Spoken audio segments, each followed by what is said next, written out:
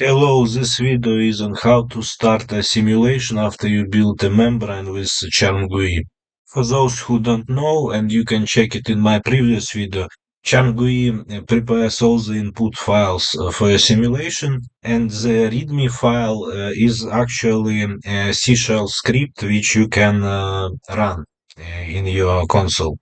By default, CHARMM-GUI suggests you use GROMACS compile in double precision to perform energy minimization, but mixed precision should be sufficient for most of the cases, and only if you get errors this way, you should proceed with double precision, which would require you to compile a separate version of GROMACS. So if you don't do this, you need to remove the d from the GMX command in the minimization section. As for the rest of the code, script just automatically executes GROMPP and mdrun commands sequentially at each step of equilibration and at the production run. You can leave it as it is already tuned to the workflow by CHARMM-GUI. However, if you want to change the naming conventions, then you should proceed and replace default commands with your own command. However, make sure that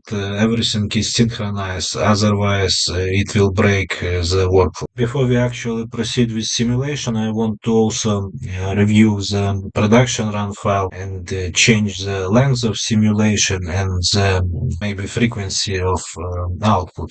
By default, MDP file was configured to store coordinates into the compressed trajectory XTC file, which is fine, but I prefer to initially store them uncompressed into TRR file and then just convert trajectory if I need it. I also changed the initial length of simulation from 1 nanosecond to 100, as I am not sure if 100 will be enough for the membrane to fully relax.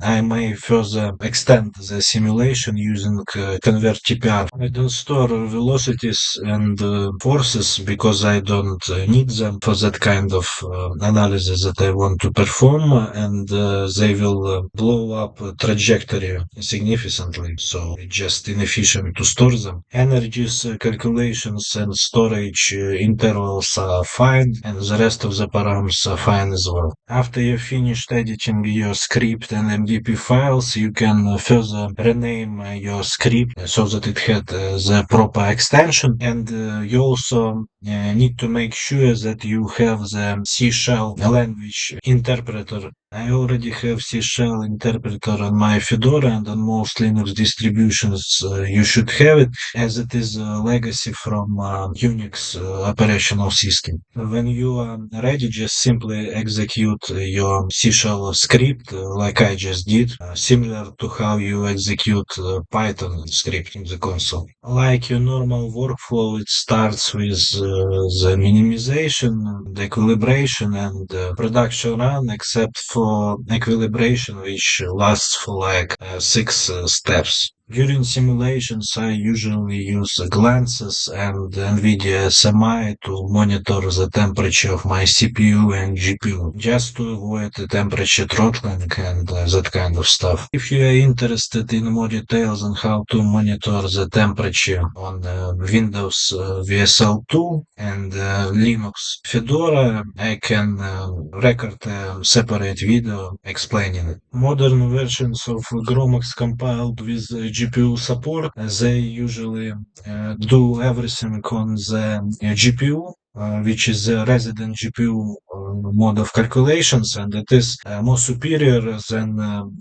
constant crosstalk between GPU and CPU with throwing data back and forth because it reduces the time necessary for calculations. Also, from my experience, it is faster to run the simulation on Linux Fedora than on VSL2 Ubuntu because VSL2 is basically an emulated Linux subsystem inside of Windows, and therefore it takes more time to reach hardware for the process running on VSL2. Also, according to benchmarks, pure Linux is more superior to Fedora or Ubuntu or other distributions in terms of just raw speed and performance, but you lose all the benefits of having a graphical user interface to control your operational system. It is great for servers, but not for your personal workstations. You may notice that when I call or rather script calls mdrun, it uses deffnm argument and no specific pathways to different kinds of files. This is the way to use conventional naming, which I already mentioned. And you can either follow this conventional naming, which I think is best for beginners without their own workflow developed over years. I would rather prefer to have my usual naming to make it compatible with my commands, which I often just copy and paste into the console. But this time I decided not to interrupt the workflow as it is. Interestingly, molecular dynamic simulations use almost no memory of your GPU, so it is all about the speed and the number of parallel calculations your GPU can perform, and not about its memory capacity. But it, of course, depends on the size of your system. It was quite boring, so I just skipped to the point where we ran an actual productive simulation as nothing happened.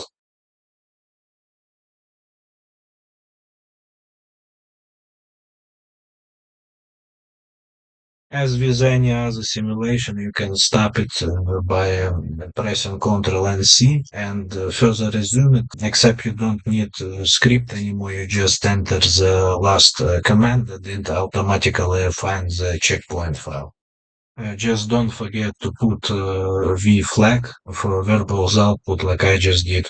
I'm not sure if using 12 threads of CPU gives any benefit in terms of performance with resident GPU mode of calculations. As I found out, it is not very bad in terms of heat on the CPU, so for now I just kept it as it is, but you can pin it to one thread as I usually do on VSO2.